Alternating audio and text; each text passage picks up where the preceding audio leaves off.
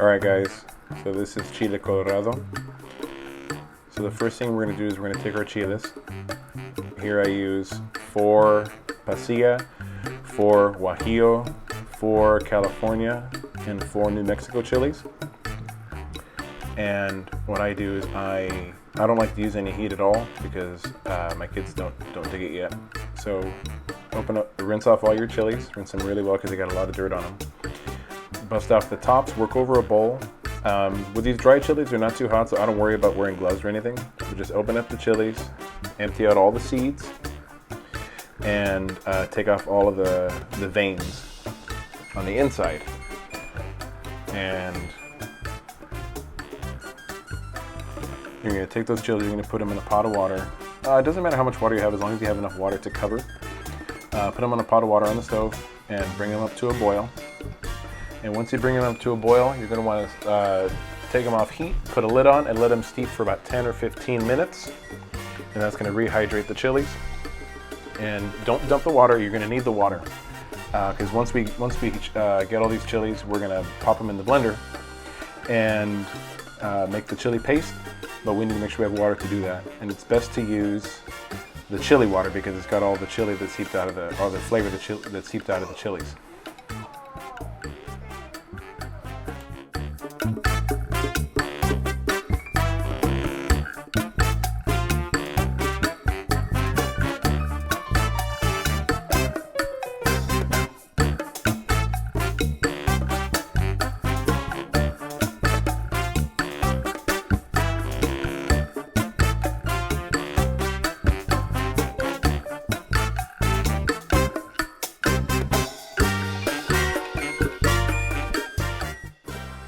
Next thing we're going to do, we're going to take our chuck roast. You can use any kind of roast type meat. You can use pork, you can use beef. I've done this with chicken, but that's a totally different process and it's nowhere near the same. So what I do is I take the chuck roast. This is a 2.5 pound chuck roast, and we're going to trim all of the large fat and any large chunks of sinew that are there, you know, the connective tissues between layers of meat. We're going to cut them up into relatively large sized chunks, but relatively uniform large sized chunks. And then from there, we're going to put them all into a bowl and we're going to season them. The last time that I made this was in Napa on a family vacation, and I accidentally added an ingredient that really just, what I felt, took it like to a whole other level. So I'm going to show you how to use that ingredient here. And that is Old Bay seasoning. Nice, dude. Are those your helicopters? Nice. That's Old Bay seasoning. So we're going to take some Old Bay. We're just going to sprinkle it over the top.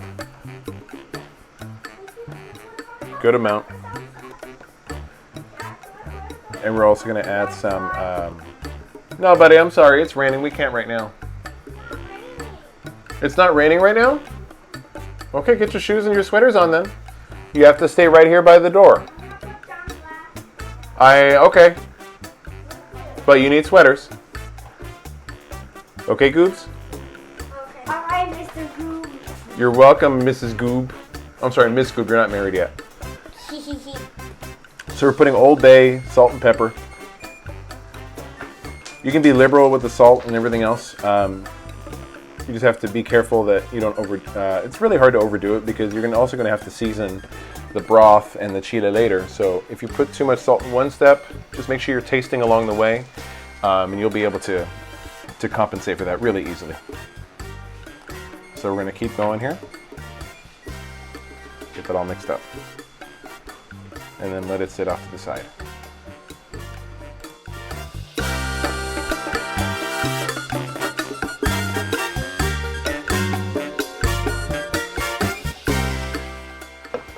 Next, we're going to chop up 7 cloves of garlic and about 1.5 onions. Put more or put less, however much you want. It's up to you. I like to do a fine dice on the garlic. So I'll go through the garlic, wipe off my knife, bring it all back together, and then give it another dice in different directions. This is my really nice knife. So it just, no work at all. Make sure you keep your knives nice and sharp. It'll make it less likely you cut yourself. So next we're going to dice some onions. So what I do is I do that lateral dice along the onion, and then I do slices across the top, just like that. And now I'm going to go ahead and do my dice. And you'll see that they come out relatively well diced. I'm not going to worry about having large chunks. I like having large chunks because it gives more texture to the chile. We're going to keep chopping that up. Put it in a bowl.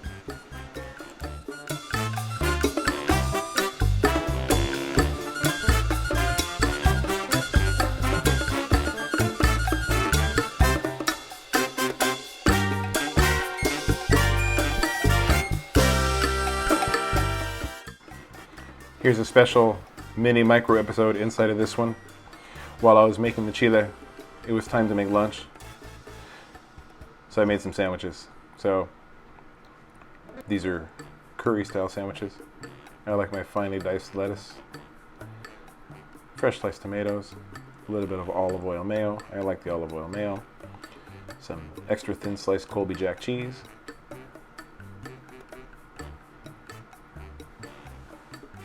Some deli sliced turkey. That's the kids. For me and Vero, it's gonna be the turkey, lettuce, tomato, pinch of salt, a little bit of Italian seasoning, a little bit of avocado,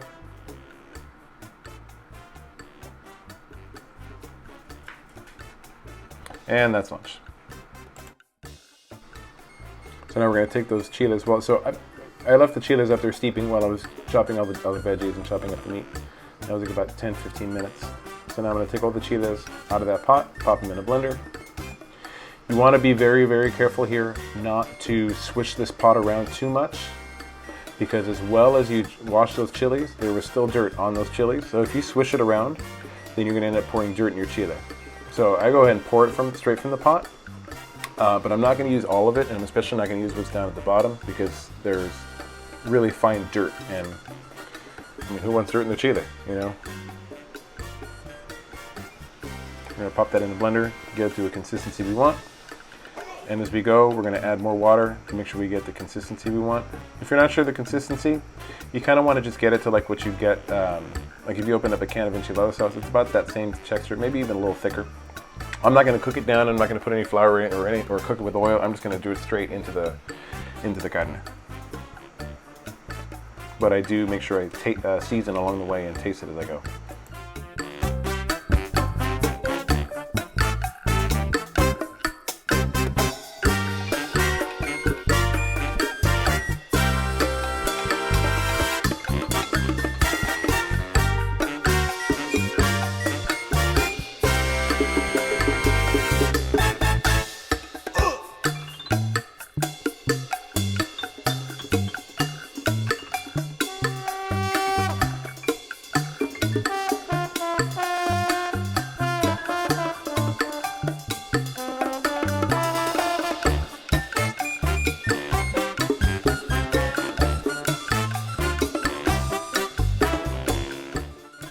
Next, we're going to strain out all the solids. So I get a fine mesh sieve and I put it over a bowl.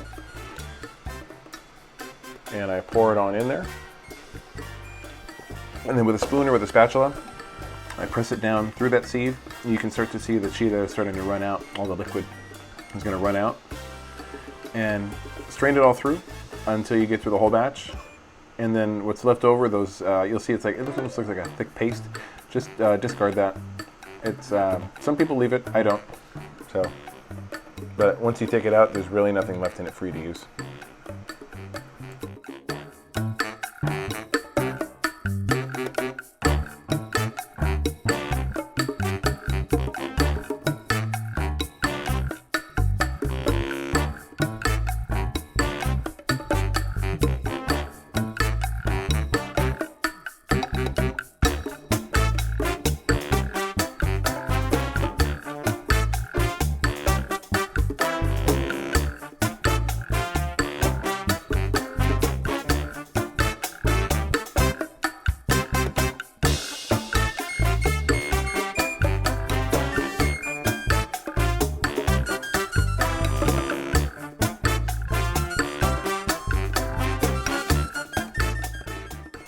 In here you'll be able to see what I was talking about. This is the leftovers, basically the chili skins.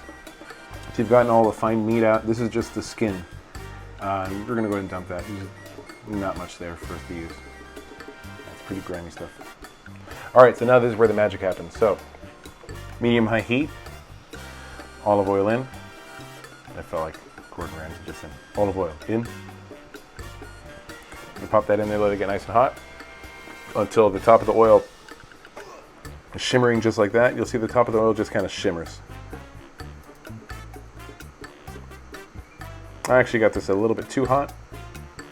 You can see that it's already, the olive oil's already reached its smoke point, but once I put the meat in, it'll be fine. So we're gonna take all of that meat that's been seasoned, sitting down for about 10-15 minutes.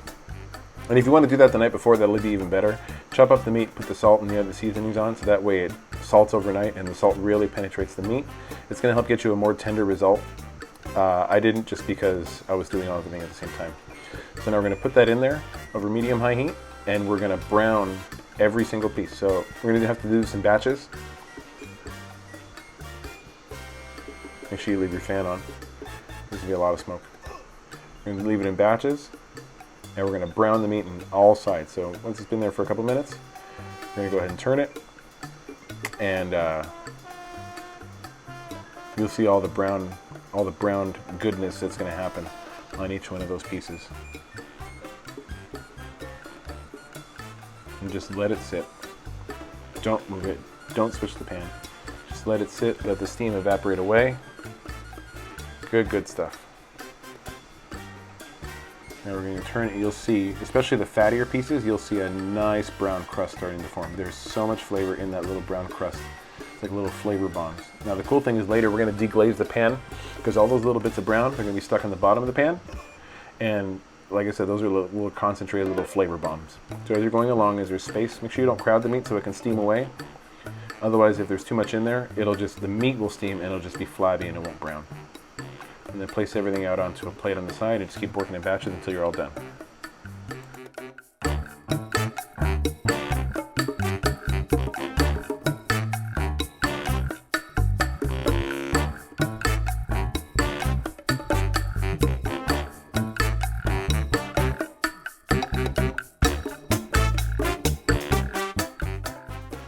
Next, once we're all done with that, in the same oil, we don't have to add any because the meat was dropping out oil as it rendered. Some of the fat was rendering and staying in there, and we still got some residual olive oil, and that's all you need. You don't want to add too much. We're going to pop in the onions, scraping up. And notice I use a wooden spoon for this.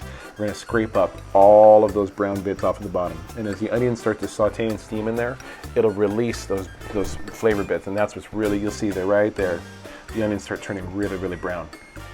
And that's not because they're burning, that's because it's picking up all the little brown bits left behind by the meat. And that is what we want.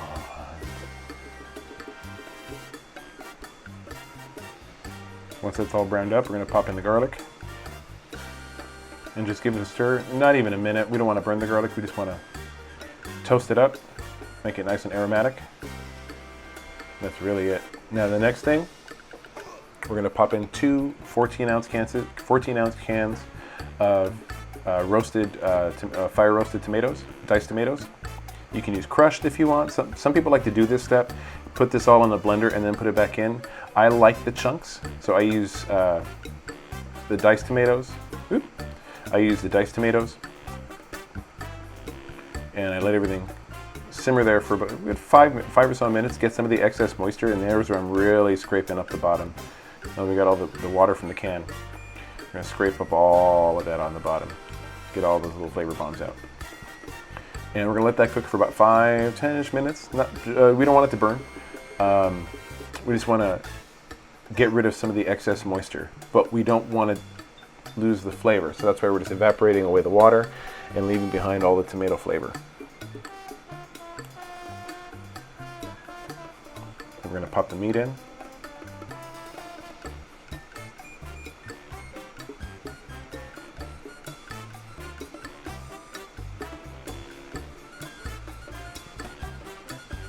I'm getting ready for a staff meeting right now. Tina Marie, if you're listening, thanks for the reminder. Pop all that meat in there. Give it a stir.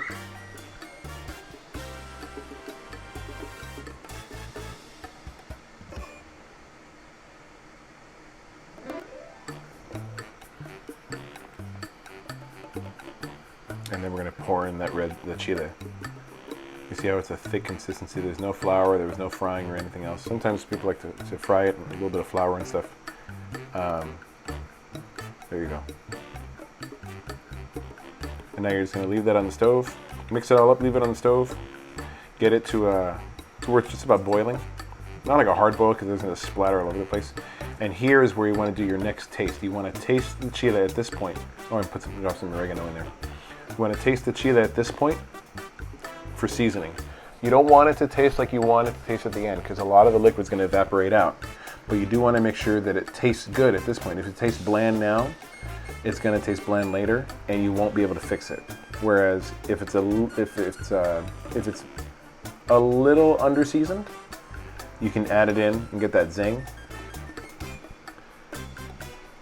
But that salt's also going to help tenderize the meat as it's cooking. You want to make sure it's seasoned before you start. And then from here, we're going to pop this. We're going to pop the lid on. Oh, I'm sorry, I forgot. 2 cups of beef broth. You can use chicken broth if you want. I like using beef broth. I also like wiping my stove as I go, because otherwise it just gets dirty. 2 cups of beef broth. You can either use the Knorr bouillon, or you can use beef in a box, you know, like the beef broth or the beef stock.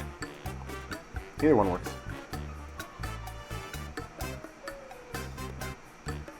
Now that's up to a boil. We're going to pop that in a 325 degree oven for 3 hours.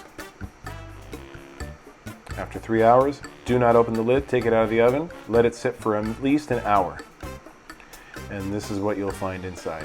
You'll see a lot of that liquid's evaporated away. The red oil at the top is the meat oil from the meat, and now it's got flavor compounds from the chile. The meat's just tearing itself apart. Voila. And it's delicious. If you can, make this the day before and then reheat it. The longer that this sits, the more flavorful it'll be. It'll taste even better tomorrow. And that's it. This is my chile colorado. I like to serve it with some beans, some rice, and some of my mama's salad. I hope you all enjoy. Cheers.